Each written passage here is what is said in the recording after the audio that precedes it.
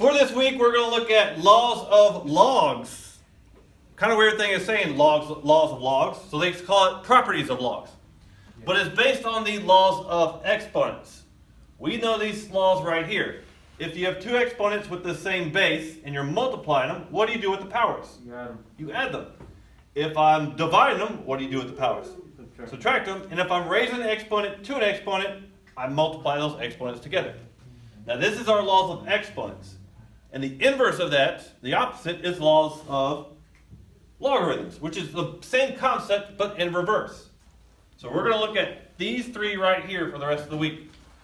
Now note, if I have two logs that happen to have the same base, just like with our exponents, and I add them together, what I can do is I can bring them together as one log through multiplication. So if they have the same base, and you notice it's adding, multiply those values together to get one log. Likewise, if adding becomes multiplying, then subtracting becomes dividing. And this is a weird one here. If I'm multiplying a number outside to my log, I can move that number inside the log as a power, P. Didn't we go through this last week? No, we didn't, but notice how these look familiar from the laws of exponents. Multiplying means adding, dividing means subtracting, and raising a power to a power means multiplication. Same thing goes here, but backwards. Adding means multiplying, subtracting means dividing, and multiplying means raising a power to a power. So let's look at these each one by one, starting with the product rule. Where, like I mentioned, we want to turn two logs into one. You'll probably see the word condense in the question. So let's condense these logs together. Log of 6 plus log of 7. I need to ask myself, do they have the same base? No. Yes, right? It's the base of what? 10. So these both have a base of 10. So the log they come together will be log base 10. Log base. Now what do I do with these numbers 6 and 7? Since I'm adding them together, I do what? Multiply. So I'm multiplying 6 to 7. So multiplication. So this addition will turn into multiplication. Now simplify, this becomes log of 42. So essentially, is log 6 plus log of 7 the same thing as log of 42? As you see here, log of 6 plus log of 7, log of 42, exact same number. So you can kind of see the power of this. Isn't it easier to work with one log than it is the two? Yes. So very important that we know how to put logs together or condense them together. Looking at this one here, log of x plus log of y. I want to make this as one log function. And what do I do with x and y? You gotta multiply them together. Yeah, multiply them together. X times y. It'll be xy. It'll just be log xy. There you go. I've condensed it into one log function. Now, if we can go from 2 logs to 1, let's go in reverse. Keyword here that you're normally going to see is the word expand. So I'm taking a log function, looking at the variables inside, and I'm expanding them each out. So I have log base 3 times 11. How many different numbers do you see? 2. So I'm going to have 2 different types of logs, log 3 and log 11. And what happens to that multiplication? It's going to turn into a what? Addition. So there you go.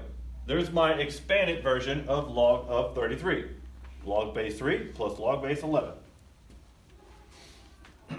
Now let me give you a moment to think about how you would expand this log. Log of x times y times z. How many different logs? 3. 3 different logs for my 3 variables. So log x, log y, and log z. And what's my operator? Plus. Add in each of these, right? Yes, sir. Each of these multiplications turn into an addition when I expand it. So there you go. Log base x plus log base y plus log base 3, or log of z, log base 10 of z. So here's our product rule. If you see multiplication, think addition, just like you would with laws of exponents. Now let's look at the quotient rule. Now I have a little trick. It can get a little confusing, especially when you have multiple numbers down in the denominator. What you need to do is just look for the log with the negative in front of it. That is the value that is going to go in the denominator. So anything a negative in front of that log drops down to the denominator. Do you see any negatives here? No. No. So that's why these are technically this way, over 1, right? These stay in the numerator. Here we're going to introduce a negative in front of the log. What did I say? No, that's it. Okay. I get log 3 minus log 8. My keyword I want to look at is condense. So I'm turning it into one log function. Looks like these both are the same, base 10. So it's going to be one log base 10. And how should I write these values? 3, positive, right? So that goes in the numerator. So it goes on top. 8, there's a negative in front. So if you see a negative in front, that means that value goes in the bottom. Like so. It's log 3/8. Log 3/8. That is correct. Log 3/8. Meaning this next one is log what? Log A over B. Very good. A over B. Where if you're putting this B in the bottom, that means there needs to be a negative in front of that B. And there is. Negative in front of the log. Yep. With me so far? So again, we condense. Now let's expand. I'm going to make this one a little bit more complicated. There we go. What the? This will be more like what we see tomorrow, but we'll get a head start today. So now let's expand. Let's turn this one log function into multiple. So how many different numbers do you see here? Log of 2 over 3. 2. So I'm going to have 2 logs. A log of 2 and a log of 3. Not lag. Get rid of that. Log of 3. Now I need to decide, do I have a positive in front or a negative? 2 is on top. That's positive. That's going to be a positive value. So this is a plus log of 2. 3 is on the bottom. Negative. Anything on the bottom gets a negative, so that's negative log 3. So expanding this out, I get log 2 minus log 3. Use this same concept here. Anything on top gets a plus, anything on the bottom gets a minus. And look at this problem. Let me give you a moment to see if you can come up with this solution. Expand this all out. Give you a hint. How many different logs will you have? 2, 4. 2. Those that said 2. You want to change your answer? No. No? Well, you would be wrong. So now, that you know you're wrong, what would your answer be changed to? How many different logs will you have? 4. How many different variables you see? I see 2. I see x. I see 3. And I see a y. You're going to have 3 different logs. Oops. Log 2. Log x. Log 3. And log what? Now I need to decide, do I get a plus in front of it or a minus? Plus. So log 2. Plus. Very good, that's a plus. Log x. Plus. Very good. Log 3. Minus. Log y. Minus. Aha, I heard 2 different things. Minus. Again, go with this. If it's on the bottom, it gets a minus. Now, some people are saying plus because you see what kind of operation between 3 and y. Multiplication, right? And you're thinking a positive. But here's the difference. The way you were thinking, this is how you should write it. Or negative with parentheses log of 3 plus log of y. This is what you were thinking. You were thinking, okay, multiplication, so positive, so you'll be right. But note that this whole thing here is where? It's in the denominator. So you would need it, you can write it as this, where it's just each separated by a subtraction, or you can group them together as one big denominator and have a negative in front. To where, as you see, if I distribute that negative, I get this answer either way. So both of those are acceptable. But watch out. You would be wrong if you put plus, plus, minus, plus without having these parentheses here. Okay? So watch out for that. So now our last rule. Kind of a weird one. Power rule. Power rule. If I have a number in front that's being multiplied to my log, I can move that number inside of the log through the power rule. So it becomes an exponent. You would do this if you're worried about order of operations. You have to multiply the 6 to the log before you work with any other log functions. So you would want to move it inside and then condense your logs together. Or vice versa. Say you didn't want to work with exponents inside of a log, so you would move it on the outside. We'll see more of those relevant examples later, but for today we're just going to work on the basic properties. So I want to change this log here, 6 times log of A, using my power rule.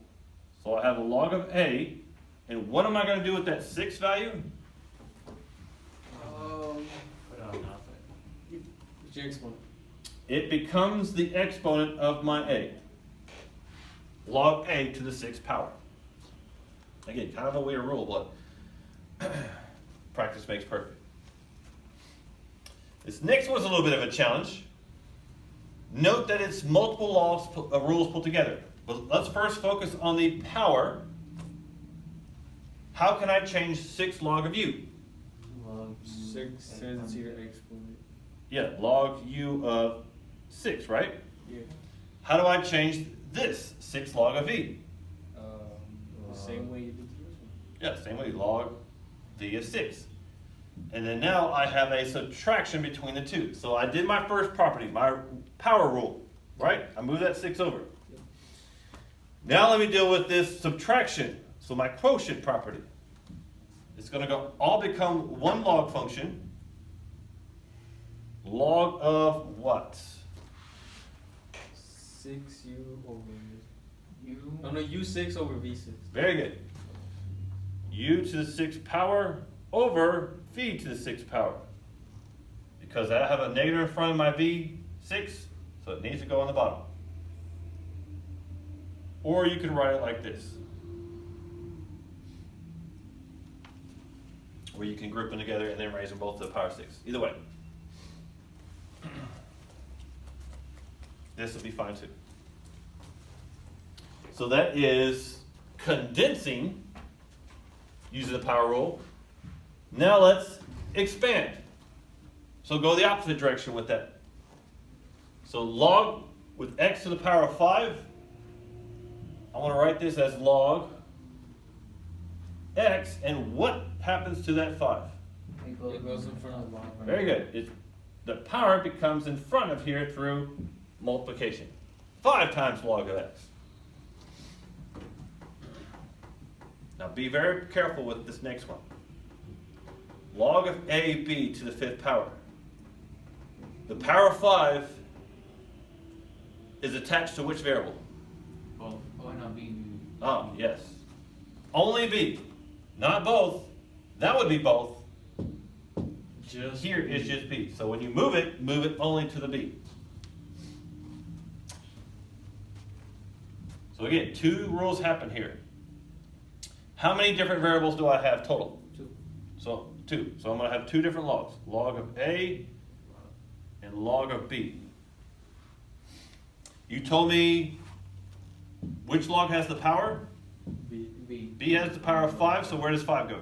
I'm gonna log B. Right here, right? And then now I'm missing something. A plus sign. A plus sign. Right? Because of my power property there. I'm multiplying, therefore they need to be separated through addition. So log of AB to the 5th power looks like log of A plus 5 log of B. As you were to expand this out.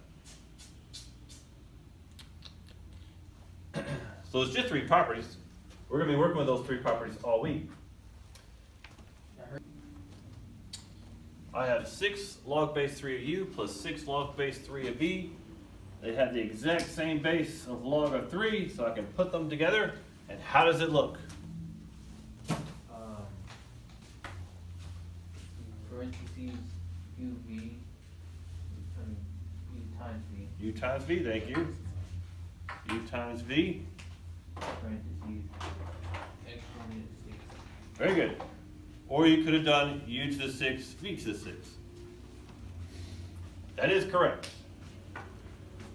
Next, log 2 minus log 11 plus log 7. Same log base 10. Let's write it as one log function. 2, is that log positive?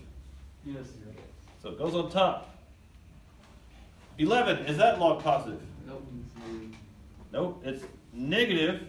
So 11 goes on the bottom. And 7, is that positive? So it goes on top through multiplication, right?